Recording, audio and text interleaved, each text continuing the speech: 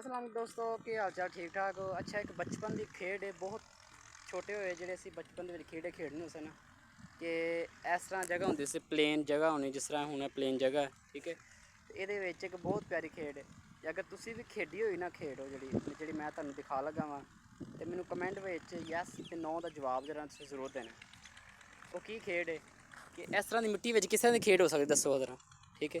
ਉਹ ਖੇਡ ਕੀ ਹੈ ਤੁਹਾਨੂੰ ਮੈਂ ਦੱਸਣਾ ਵਾ ਕਿ ਇਹ ਦੇਖੋ, ਇੱਕ ਛੋਟਾ ਜਿਹਾ ਸੁਰਾਖ ਹੋਣਾ, ਇਹ ਦੇਖੋ, ਇਹਦੇ ਵਿੱਚ ਇੱਕ ਬਹੁਤ ਪਿਆਰਾ ਜਿਹੜਾ ਨਾ ਉਹ ਕੀੜਾ ਹੁੰਦਾ, ਜਿਹਦਾ ਨਾਂ ਅਸੀਂ ਅਕਸਰ ਛੋਟੇ ਹੋਏ ਬਚਪਨ ਦੇ ਵਿੱਚ ਰੱਖਿਆ ਹੁੰਦਾ ਸੀ ਕਿ ਘੁਮਿਆਰ ਹੈ। ਕੀ ਹੈ ਘੁਮਿਆਰ? ਹੁਣ ਅਸੀਂ ਕਰਨਾ ਕੀ ਹੈ, ਅਸੀਂ ਉਹ ਘੁਮਿਆਰ ਨੂੰ ਕੱਢਣ ਵਾਸਤੇ ਨਾ, ਉਹ ਹੁਣ ਮਿੱਟੀ ਦੇ ਵਿੱਚ ਨਜ਼ਰ ਤਾਂ ਨਾ ਆਉਂਦਾ, ਉਹਨੂੰ ਕੱਢਣ ਵਾਸਤੇ ਅਸੀਂ ਹੁਣ ਇੱਕ ਕੀੜੀ ਲੈਣੀ ਹੈ। ਉਹ ਕੀੜੀ ਨੂੰ ਅਸੀਂ ਫੜਨਾ, ਤੁਹਾਨੂੰ ਦਿਖਾਉਂਦੇ, ਅਤੇ ਕੋਈ ਕੀੜੀ ਵੀ ਲੱਭ ਗਏ ਅਤੇ ਮੈਂ ਤੁਹਾਨੂੰ ਦਿਖਾਵਾਂਗਾ। ਉਹ ਕੀੜੀ ਤੋਂ ਫੜ ਕੇ ਅਸੀਂ ਉਸ ਜਿਹੜੇ ਨਾ ਸੁਰਾਖ ਦੇ ਵਿੱਚ ਸੁੱਟਾਂਗੇ ਅਤੇ ਉਹ ਆਪਣੇ ਆਪ ਬਾਹਰ ਆ ਜਾਏਗਾ। ਅਸੀਂ ਹੁਣ ਕੀੜੀ ਲੱਭ ਲਈਏ ਕਿ ਜਗ੍ਹਾ, ਇਹ ਕੀੜੀ ਜਾ ਰਹੀ, ਇਹ ਕੀੜੀ ਇਹ ਕੀੜੀ, ਆ ਜਾ ਕਾਬੂ, ਆ ਜਾ ਆ ਜਾ ਆ ਜਾ, ਕੀੜੀ ਬੜੀ ਤੇਜ਼।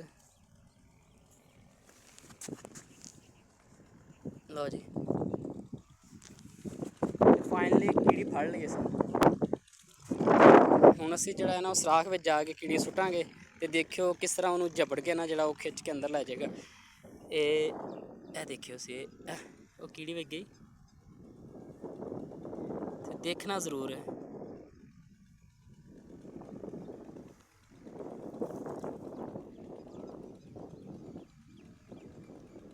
ਉਹ ਕਿੱਧਰ ਗਿਆ?